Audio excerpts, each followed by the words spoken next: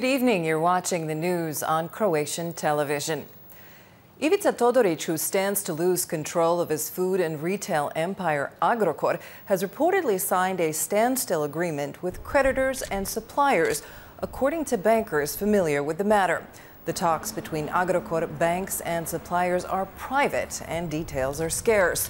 The heavily indebted company and its creditors reached a standstill deal on Friday, and banks agreed to inject fresh funds into the concern to resolve its liquidity issues.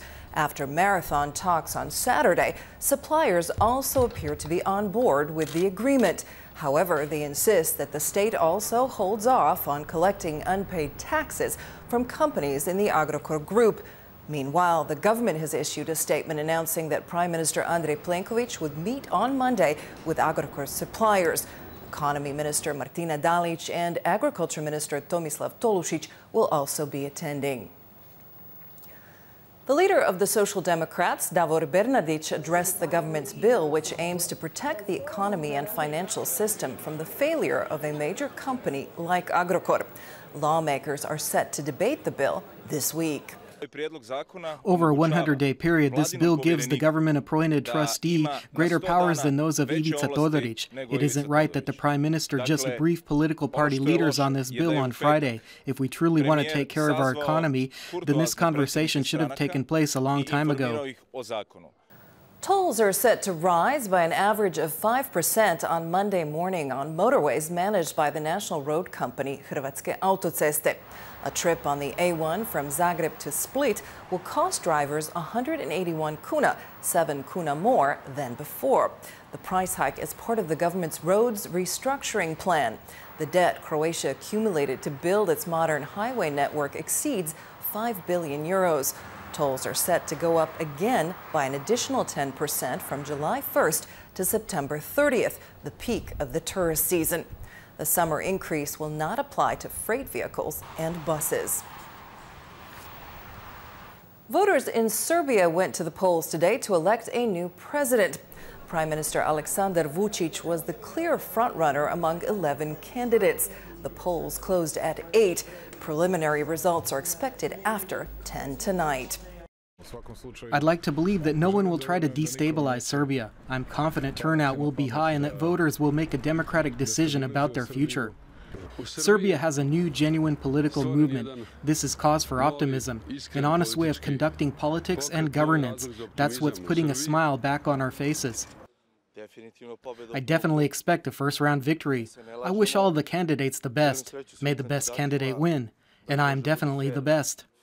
There's been another fire at a high-rise being built in downtown Dubai.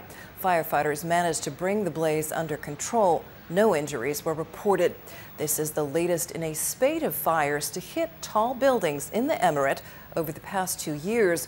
Authorities have stepped up safety measures at construction sites in response. Bob Dylan has finally accepted his 2016 Nobel Prize in Literature at a small private ceremony in Stockholm on Saturday. Nearly 6 months ago, the American became the first musician to win the Nobel.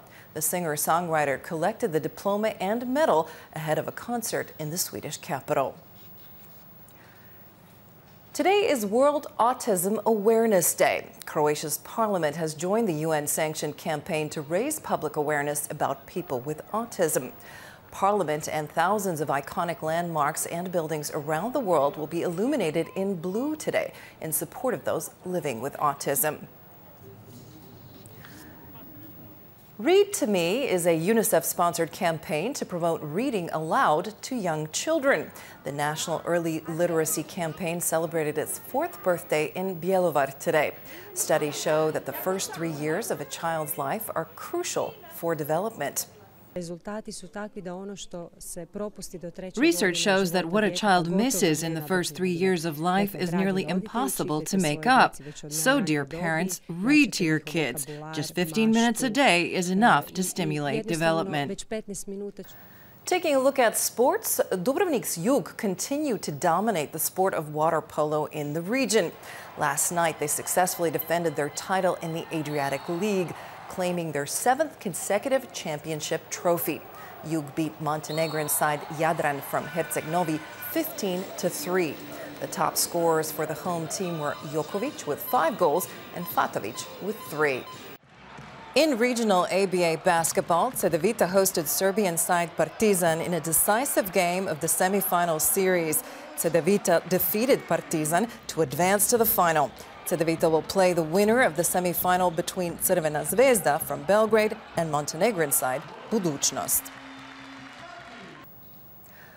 Monday's forecast calls for mostly sunny skies in northern Croatia. The coast can expect variable clouds and a chance of light rain. There could be some local thunder showers as well, especially in the south. Overnight and in the morning, the southeasterly wind blowing on the coast will shift to a west-northwesterly direction along most of the shore. The north can expect a northeasterly wind. Morning lows will range from 5 to 10 degrees in the interior and from 9 to 15 on the Adriatic. The day's highs will be between 18 and 24. Variable weather is expected in the interior as we head into the new week. There will be occasional heavy clouds, rain, and local thunder. Northeasterly winds will bring slightly cooler temperatures.